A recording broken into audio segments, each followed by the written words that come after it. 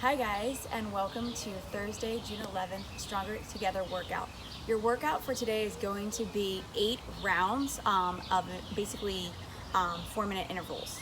So it's going to be a total of 32 minutes of time to use. So in your even interval numbers, you're going to be doing running and kettlebell swings. In your odd minute intervals, you're going to be doing mountain climbers and running. Okay, so you're always gonna have a 200-meter run. You're just gonna alternate out whether you're doing kettlebell swings or mountain climbers. To get you warmed up for today, we're just gonna start by practicing and warming you up for running. So you're gonna start with, you're gonna do 3 rounds of these movements. You're gonna start with 25 meters of hurdles. If you don't have 25 meters measured out, then just do it around your house, right? Or you could do like 20 in one direction and 20 back, okay? So for high knees, you want to have that nice hands high, right? Nice and light on your toes, okay? Then you're going to go into butt kicks. For your butt kicks, right, just keeping yourself nice and tall, right? The whole time you want to think about having your chest upright in all of these movements, okay? After you've completed your butt kicks, you're going to go into hurdles, okay? So for your hurdles, you're going to want to start with your knee coming out to in, right? Bringing that knee out to in. And then I highly suggest going backwards, rotating the knee in the opposite direction. When you have finished that, you're gonna go out for a quick 50-meter jog, all right? And if you don't have, again, anywhere to run to, you can do some jumping jacks at that point in time. Also, if your calves and ankles are tight, make sure you're gonna use some of this time to warm up your Achilles as well as your calves, okay? When you're done with just getting your blood flowing with your runs, hurdles, all of that, you're gonna go into some stretching, okay? So we're gonna cycle through a sprinter to hamstring stretch. So for your sprinter stretch, you're in a nice long lunge, right? You're coming forward, just like you're about to start a race, right? Keeping that heel down, and then you're gonna shift yourself back, all the way down, butt to the heel, and lean forward over that front leg to get a nice hamstring stretch. All right, and you're gonna cycle through this on each side for 1 minute, okay? Just going 1 minute on your left side, 1 minute on your right side, cycling through getting that hamstring and ankle stretch. Once you have completed that, I forget what we're gonna do. Once you have completed your hamstring stretch and your sprinter stretch, you're gonna go into your Spiderman stretch. So we're just gonna stay in this lunge position essentially, but now we're gonna put our hands on the ground, lift our back leg here, right? And then go, if you can, all the way down to your elbows. I also like to rotate here around, especially because this is gonna help to warm up my hip and my ankle a little bit more. You do not have to do that, but you're gonna be holding this for a minute, so you might as well make it a little more fun. All right, so if you do that, rotate in one direction for about half the time, and then rotate your hips in circles in the opposite direction for the other half of the time. Once you've completed your Spiderman stretch, you're going to do a standing calf stretch. So you can find some sort of object to put your toe up on. And from here, you're going to pull yourself in, right? And really focus on getting a good stretch in that calf. The higher your foot here, right, the better the stretch is going to be. So if I have my foot down here, this is not going to stretch me out as well as if I get my toe really high on that object and then drive myself in, all right? And again, you're going to do about a minute on each side, stretching that out.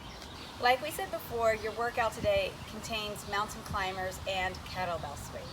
All right, so we want to warm up a little bit for those movements. So for your first, you're gonna do 2 sets, essentially, of this movement. The first round for your mountain climbers, I want you to just either do a really easy knees to the chest mountain climber, or just bringing the hands up nice and slowly, 5 reps, or the foot up nice and slowly, 5 reps on each side. Then you're going to warm up for your kettlebell swings. And we're going to do just Russian swings first. For your kettlebell swing, make sure that when you pick your kettlebell up, your core and your back is engaged, right? You don't want to just lift it like that, right? What helps a lot for me here is I will usually have the kettlebell a little forward of my body. And when I get into my setup, I'm actually going to swing the kettlebell back, but you need to be tight here if you do this, right? So I get really tight in my back, swing it back, and bring it up to eye level, right? And this is only a Russian swing. You can bend the arms, you can have the arms straight. You're gonna do a total of 5 Russian swings. Then you'll go back and do 5 more mountain climbers on each leg, but now we're going for that full range of motion, okay? So for your full range of motion, right, I am now trying to get my foot all the way up. It looks like a crazy dance move. All the way up to my hands, okay? That's what we're trying to achieve today if you can. If you cannot do that today in the workout, obviously just doing knees to chest also works, all right? Whatever helps you to keep moving and whatever your mobility allows. After you've completed your mountain climber prep, you're going to go into your final set of kettlebell swings. We're trying for American swings today, so going over our head. But if you do not feel comfortable with the weight that you have, I know we're limited on our weight. If you don't feel comfortable with the weight that you have going fully overhead, just stick with a Russian swing today, okay? Or if your ceiling height doesn't allow for that. If you are doing a full American swing, you want to get that kettlebell overhead and stay in control at the top, okay? So make sure throughout the entire movement that you also keep your core and your back braced, all right? And don't let your shoulders roll forward or let the kettlebell carry you, right, in an unsafe way. In your setup, right, you want to be nice and tight, bring it back, swing it overhead, back, overhead, back, overhead. And you don't want to lose your core. When you get that down position, you should be like this, not like this, right? Chest out. I like to usually look forward to help me keep my chest up, all right? Just try not, like I said, to look down and let the kettlebell carry you through. If you cannot maintain that control, you either need to go to Russian swings or find something later in your house.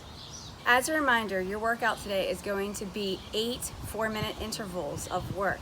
In your even numbered intervals, you're going to be doing a 200-meter run followed by 30 kettlebell swings.